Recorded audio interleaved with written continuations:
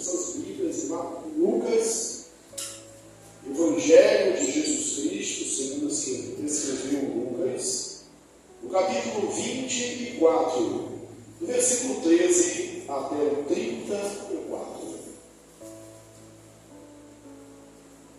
Lucas, capítulo 24, 13 ao 34.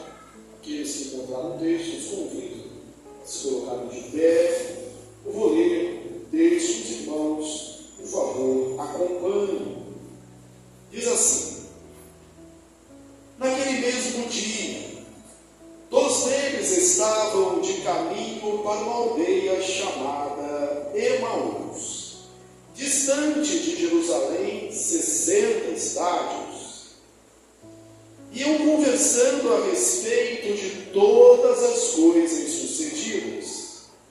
Aconteceu que, enquanto conversavam e discutiam, o próprio Jesus se aproximou e ia com eles.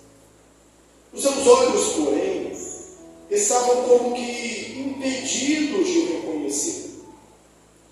Então lhes perguntou Jesus: que é isso que vos preocupa? E que ides tratando à medida em que caminhares? E eles pararam entristecidos.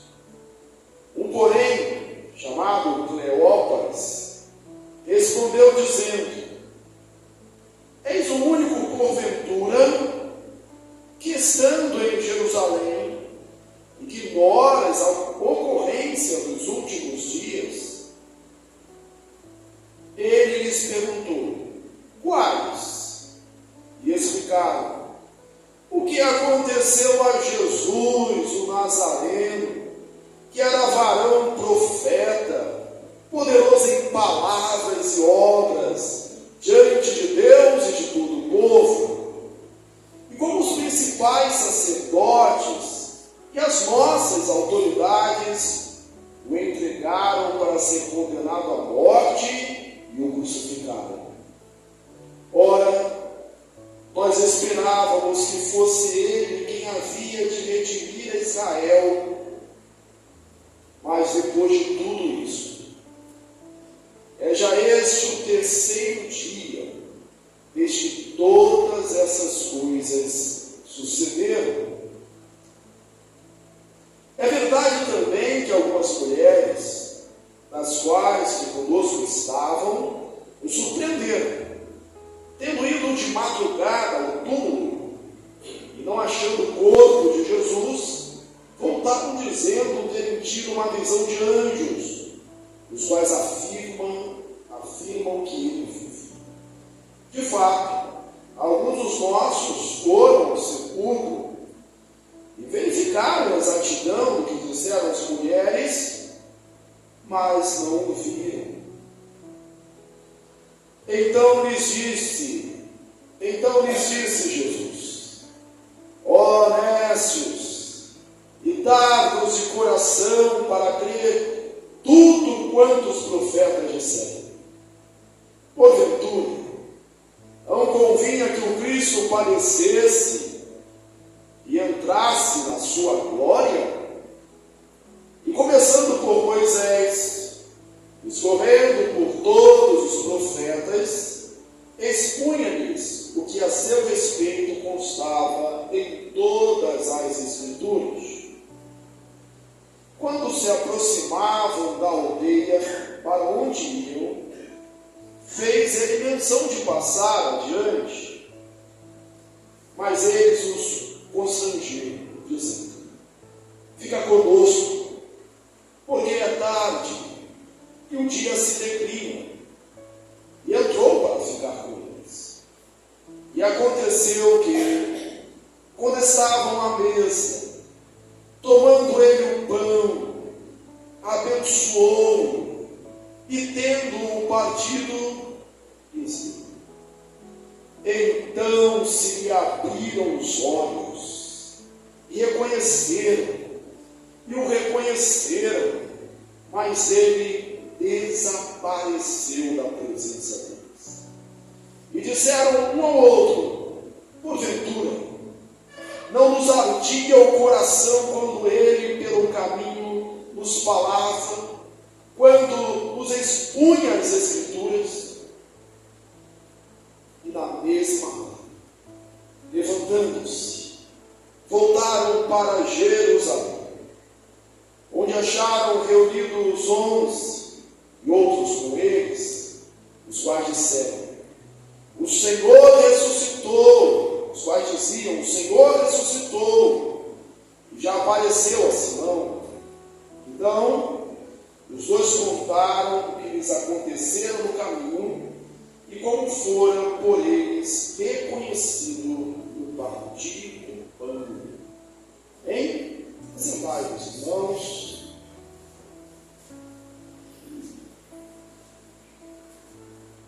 Você tem um problema. Esse problema vai passar. Depois vai vir outro problema. Os apóstolos, os discípulos de Jesus, eles estavam com um grande problema. Com certeza, muito maior do que o seu, o meu, que estava deixando eles estarrecidos, angustiados, perplexos, desanimados. Problemas normalmente roubam, sugam as nossas energias, desfalecem as nossas esperanças, vai drenando aquilo que nós temos. Aqueles homens tinham andado com Jesus durante 3 anos, tinham visto milagres, cegos verem, paralíticos andarem, surdos ouvirem, água transformando-se em vinho, pães e peixes se multiplicando, uma tempestade sendo acalmada, vidas sendo libertas, a felicidade andava ali de mãos dadas com eles, com a presença de Jesus. E eles acreditavam, eles criam que Jesus era o Senhor, que Jesus era o Salvador, que Jesus era o Cristo. Aquilo que foi declarado por Pedro lá em Mateus 16 era a confissão dos discípulos: tu és o Cristo, o Filho do Deus vivo. Eles acreditavam. Mas as últimas horas haviam sido de terror. Jesus subiu para Jerusalém, e em Jerusalém foi preso. Depois daquela entrada triunfal, depois dos brados de Hosana, Hosana, bendito que vem em nome do Senhor. E eles participaram de todo aquele momento de triunfo, de glória. O Jesus que mostrou autoridade, derrubando as bancas dos cambistas do templo, expulsando os vendedores. Mas agora, esse Jesus tinha sido preso, tinha apanhado muito, tinha sido levantado no madeiro, levantado na cruz, puseram uma coroa de espinhos na sua fronte. Ele estava sendo crucificado e morreu. Foi sepultado. E agora, já se passavam 3 dias. 3 dias de silêncio. 3 dias de dor. 3 dias de angústia. Talvez a expressão foi bom enquanto durou. Nós esperávamos, mas não esperamos mais. Nós acreditávamos, mas não acreditamos mais. O texto que antecede o que nós lemos mostra que as mulheres se levantaram de madrugada e foram ao túmulo. Mas você acha que elas foram ao túmulo para saudar o Cristo redivivo, o Cristo ressurreto? elas foram felizes lá, fomos lá porque ele ressuscitou. Não, aquela foi a caminhada de mulheres mais tristes da história. Aquela foi uma caminhada fúnebre. Aquela foi uma caminhada de luto, de tristeza, uma madrugada de domingo. Porque elas estavam indo ali, não para ver alguém vivo, mas para fazer o serviço fúnebre de um morto, de um corpo inerte, vencido. Mas quando elas chegaram lá, a pedra estava revolvida. E elas ouviram anjos dizendo: ele não está aqui, ele ressuscitou. Esse é o brado de vitória, esse é o brado de esperança, esse é o brado de alegria. Ele não está aqui. Em outro lugar, Jesus, em outro evangelho, Jesus disse para ela: porque você procura aquele que vive entre os mortos. Maria, me faça um favor, não me procure entre os mortos, eu estou vivo. E elas voltaram para contar isso para os 11, em termo técnico, para referir seus apóstolos. Judas já tinha sido morto, tinha sido cometido suicídio por trair Jesus. Mas, quando elas falam isso, o texto diz que isso parecia aos ouvidos deles como um delírio. Isso é uma histeria das mulheres. Isso é um delírio. Mas Pedro foi lá, foi conferir, e abaixou-se, viu os lençóis, viu o manto, não viu Jesus. Não viu Jesus. Voltou perplexo, pensando nessas coisas. No mesmo dia, a saber, naquele domingo, se elas foram de madrugada ao templo, ao túmulo, agora, essa cena que nós vemos aqui, já ao entardecer, o dia está acabando, e 2 discípulos, provavelmente daquele grupo dos 70, um grupo maior, estavam indo para Emaús. Faz-nos lembrar as palavras de Pedro no outro evangelho, dizendo assim: eu vou pescar. Depois da morte de Jesus, Pedro disse isso. Você lembra que Jesus chamou Pedro justamente da pescaria? Jesus chamou Pedro para ser pescador agora de homens. Mas depois de tudo o que aconteceu, depois de Jesus morto e sepultado, Pedro diz: eu vou pescar. Essa declaração de Pedro está carregado no seguinte sentido: acabou tudo. Eu vou voltar para a minha profissão, eu vou voltar para a minha vida, eu vou voltar para aquele meio de ganhar a vida, eu vou voltar para aquele passado antigo, acabou. Esses discípulos aqui, o texto não diz claramente, mas parece-nos. Alguns comentaristas veem isso, que eles estão voltando para a sua aldeia, estão voltando para a sua casa. Ou seja, tudo acabou, tudo acabou. Essa aldeia chamada Emaús estava a cerca de 60 estádios de Jerusalém. A ordem que eles receberam de Jesus foi que ficassem em Jerusalém, mas eles estavam agora sendo dispersos, espalhados, voltando para a sua vida. Talvez muitos estivessem fazendo a mesma coisa que esses 2 estavam fazendo.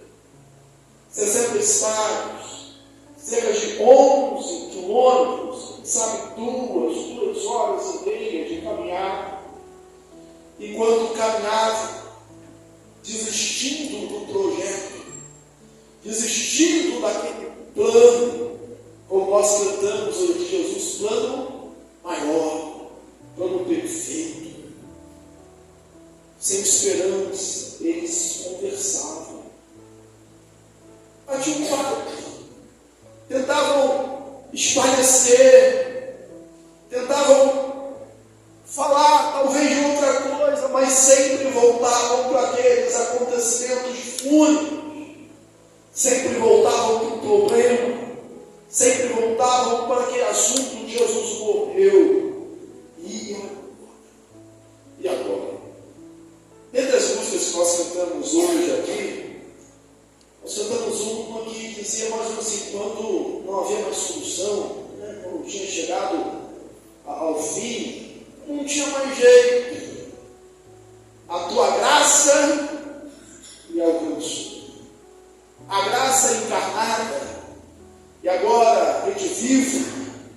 ressurreta, parece que alcança também esses caminhantes.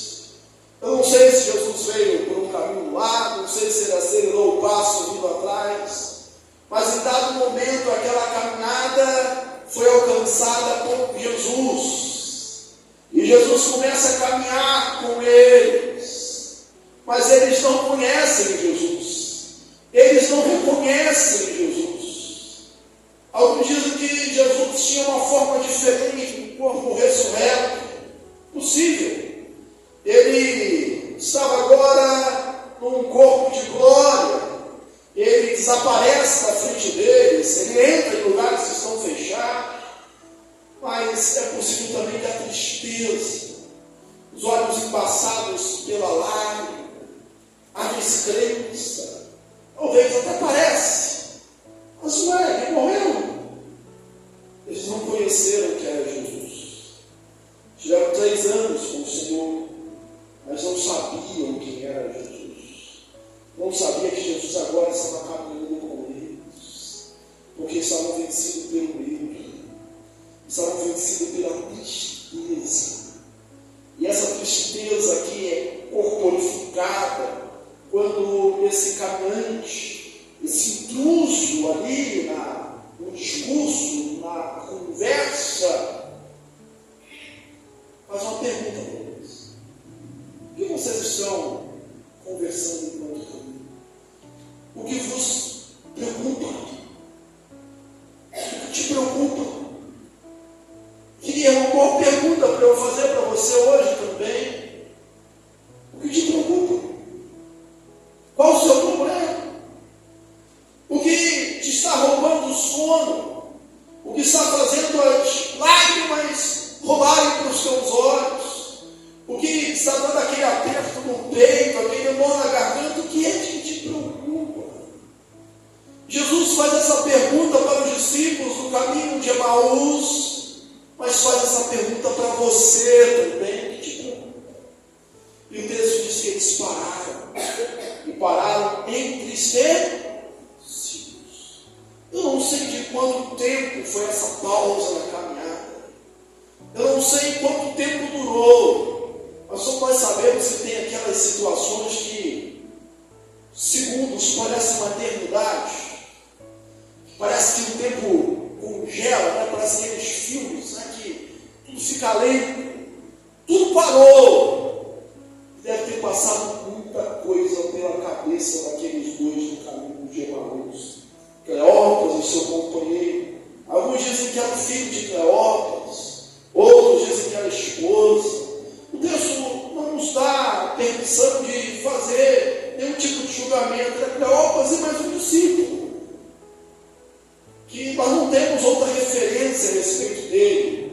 Lá na crucificação, o texto de João, o Evangelho de João, diz que lá ao pé da cruz existiam algumas mulheres, e dentre elas uma esposa de Cleópas. Alguns estudiosos dizem que é a variação do nome Cleópas, mas a gente não tem certeza disso. O fato é que quando eles pararam, deve ter visto tudo isso na sua vida, tudo que aconteceu, e a esperança que foi descida. E aí, um chamado Cleópas respondeu Jesus. Para um pouquinho para pensar. Jesus sabia porque eles estavam tristes? Sabia. Se eles não reconheceram Jesus, Jesus certamente os reconheceu. Jesus sabia quem era eles. Jesus te conhece, Ele sabe quem é você. Deus te sonda, Ele te conhece, sabe os seus pensamentos. Aquela declaração do salmista no Salmo 139 nos acompanha. Ainda a palavra não me chegou à boca, e do Senhor já sabe? Você sabe. Mas o que ele pergunta?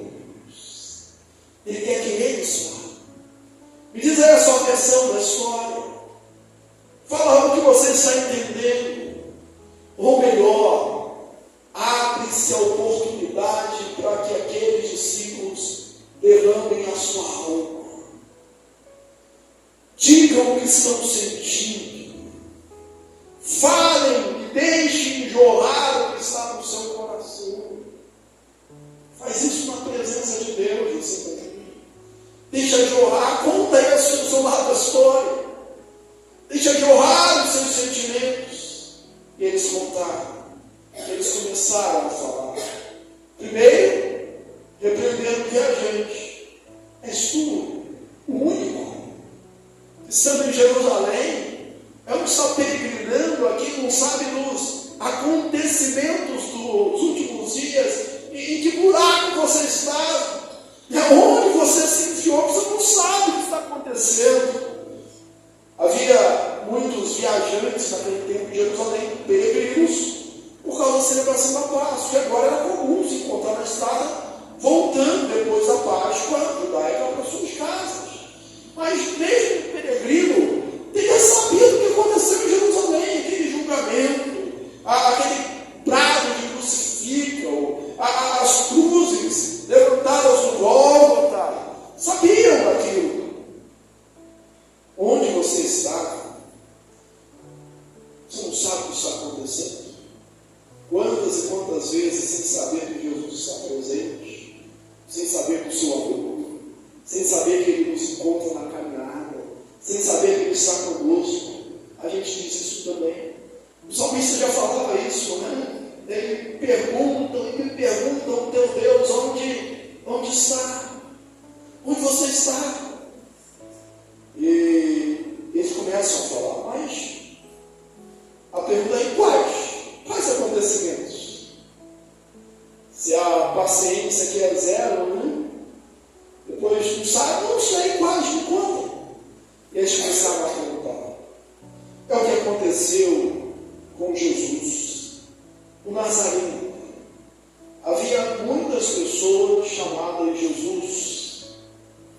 Então ele vai e identifica Jesus com o título que Jesus teve na época primitiva. Jesus o Nazareno.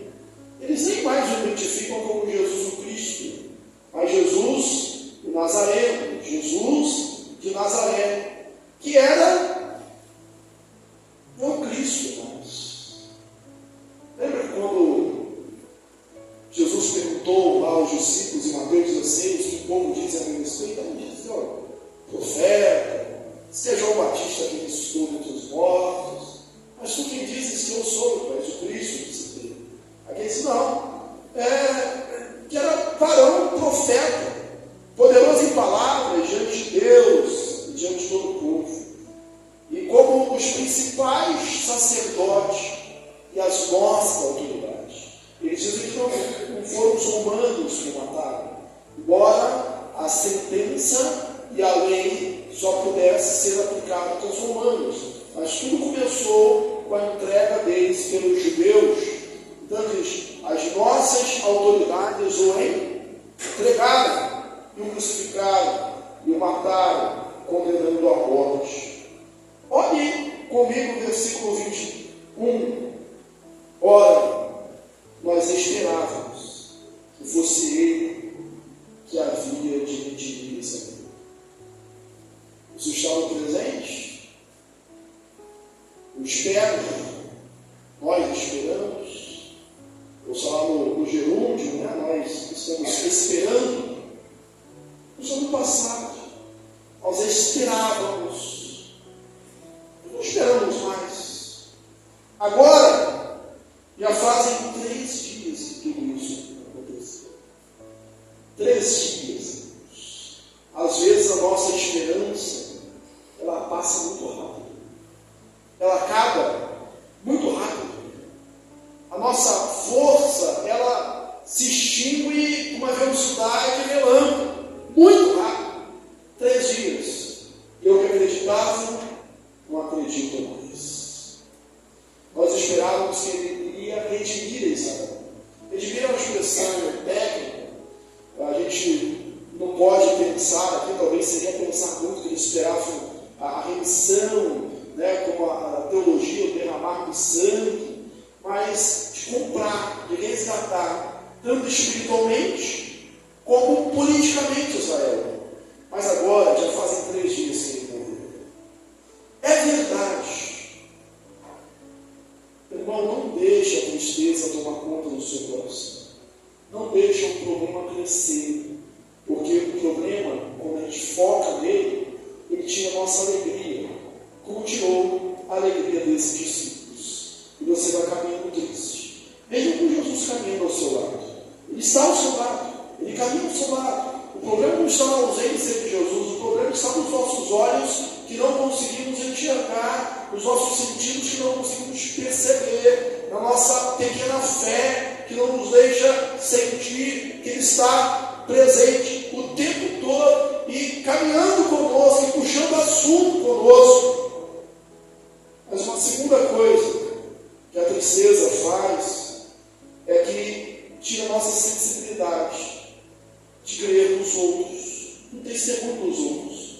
Olha o que eles dizem. É verdade o quê? Algumas mulheres, lembrando daquelas que pareciam histéricas, nada a ver com as mulheres, né? Parecia uma crise de histeria. Elas foram lá no túmulo e falaram que não viram Jesus. E falaram que tiveram uma visão de anjos. Alguns dos nossos foram lá também. Aqui o texto de Lucas fala que Pedro foi. Mas outro evangelho diz que Pedro e João foram correndo. Que João, que era o mais novo, correu mais depressa do que Pedro chegou, mas não teve coragem de entrar no túmulo. Pedro chegou e entrou. E viram ali tudo aquilo, o túmulo vazio. As vestes ali. Aí eles constroem-se aquela teoria que diz, aqueles que não creem na ressurreição, levantam algumas teorias. Uma delas é, um ladrão roubou o corpo. Roubou o corpo e deixou os lençóis, e deixou o ninho, que era caro. Que ladrão organizado, né? A gente vê aquelas cenas de, seja assim, o roubo, né? Ele chega e deixa a casa toda revirada. Esses ladrões, da suposta teoria do roubo do corpo de Jesus, foram lá, rolaram a terra. Não sei o que eles fizeram com os guardas, porque Roma botou guarda ali para tomar conta. E lembra que os guardas eram punidos com morte quando falhavam na sua missão, né? Com a pena do preso.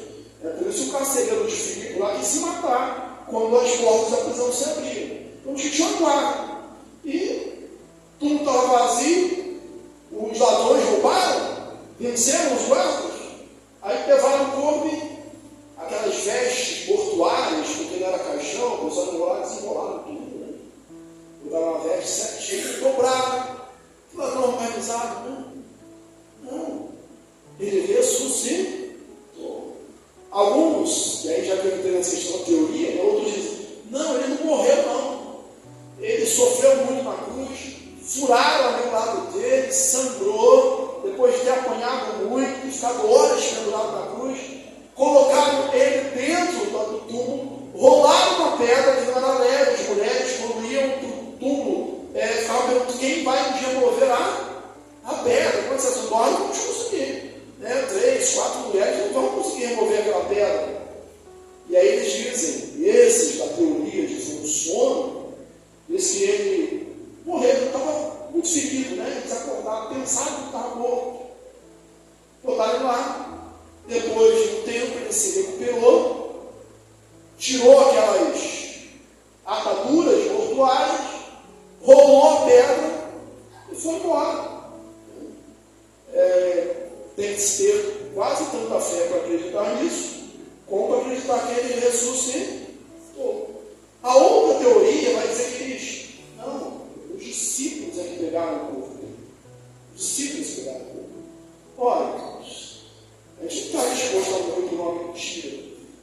E esses homens, quase todos eles, né, foram martirizados por confessar, por professar que Jesus tinha ressuscitado.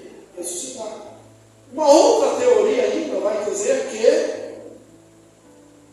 as mulheres foram no sepulcro errado. As mulheres não gravaram bem, mas sabe que elas estavam ali acompanhando até o final. E tem interesse. O Evangelho diz que é um túmulo novo de José de Arimateia. Aí, se ela não tivesse achado a primeira vez, teriam procurado achar depois, né? Não, ele ressuscitou. Nenhuma dessas teorias permanece de pé. Mas elas não acreditam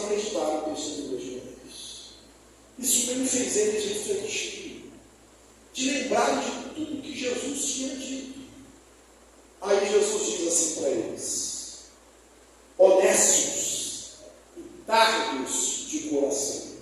Eu estava lendo um comentarista, e ele disse: não, Jesus não chamou os seus discípulos de estúpidos, que nécios.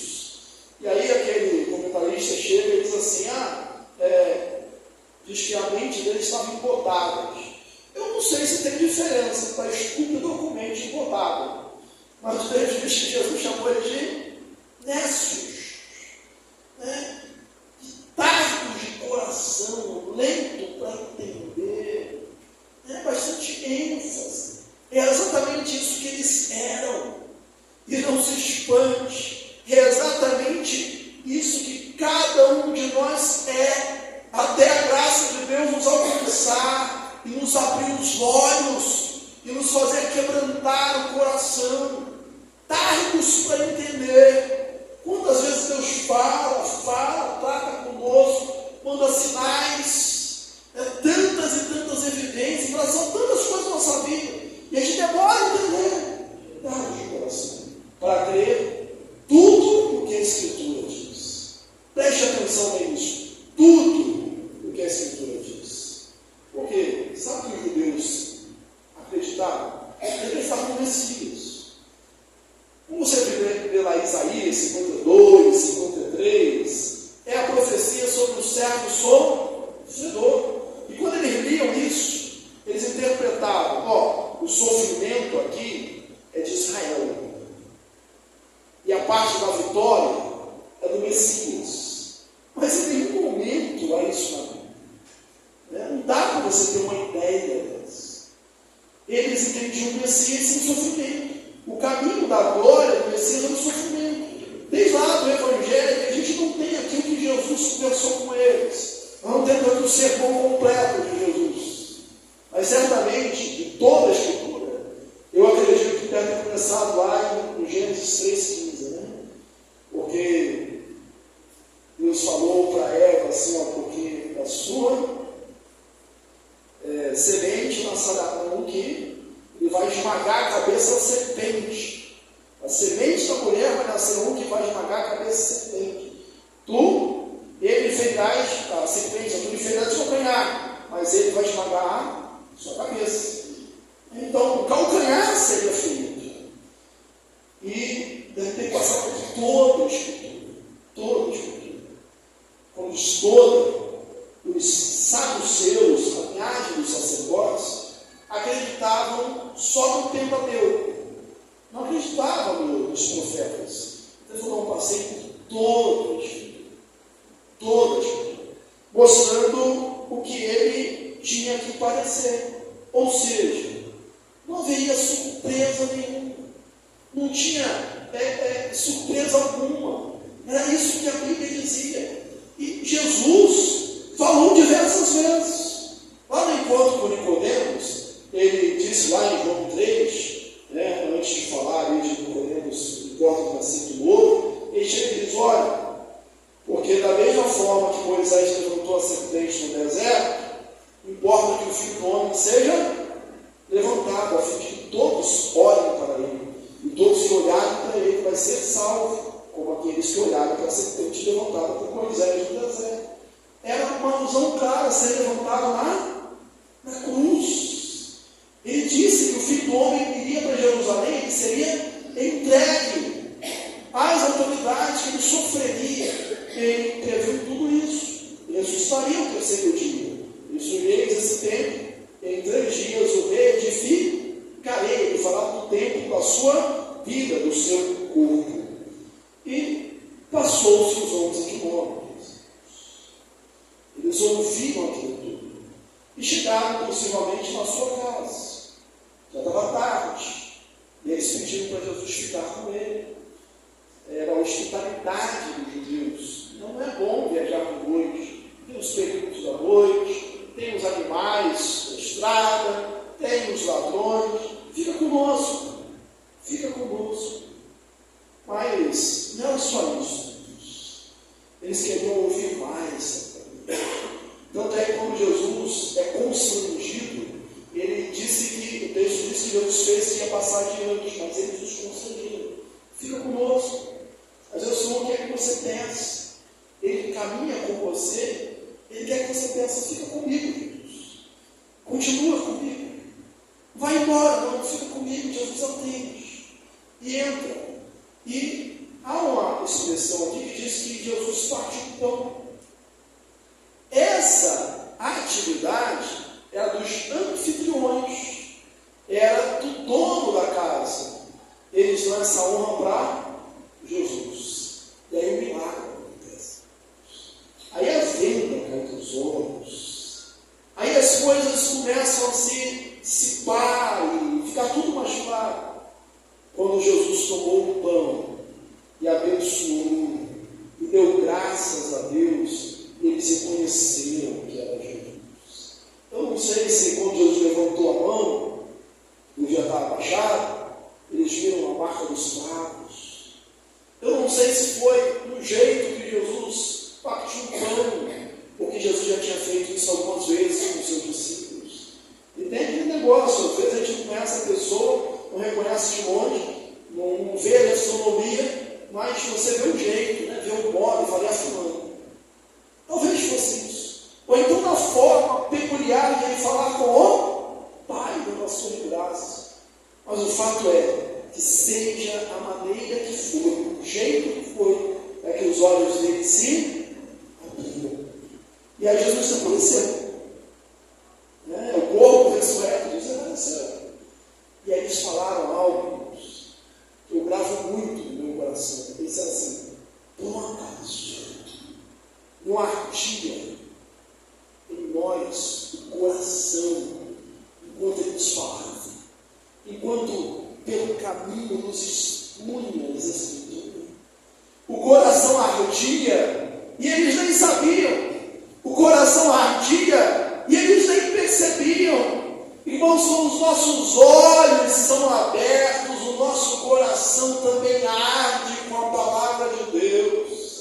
E a minha oração nesse domingo de Páscoa, o seu coração arda com a palavra de Deus, arda com a declaração, Ele não está aqui, não procure entre os mortos aquele que vive, Ele ressuscitou, Ele venceu a morte. O brado de Paulo dizendo aí aos Efésios, ó morte, onde está, ó morte, o teu aguilhão? Jesus Cristo ressuscitou. O maior problema de todos, você vai ter muito problema, e a pessoa diz assim, olha, existe solução para tudo. Não é assim que as pessoas dizem? Menos para a morte.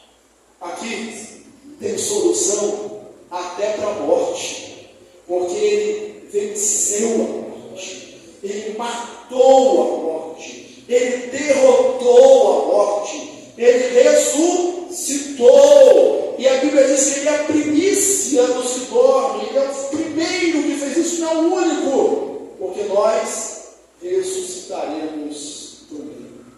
Que a palavra de Deus arda no seu coração. Não deixe o problema tomar conta da sua vida, porque impede que você sinta a palavra de Deus ardendo no seu coração. Para concluir, eu peço que você imagine comigo o seguinte: essa viagem de 11 quilômetros, de Jerusalém para Emaús, deve ter sido a passos arrastados. Quem caminha triste, caminha assim. Deve ter sido uma caminhada tenebrosa. Mesmo com Jesus falando com eles, eles não estavam entendendo, não estavam sabendo que era Jesus. E a noite tinha chegado. Tanto é que eles mesmo falaram. Se a noite chegou às 6 horas, prepararam um pão, chegaram de viagem, a gente não sabe até que horas eles ficaram nesse processo. 8, 9 horas.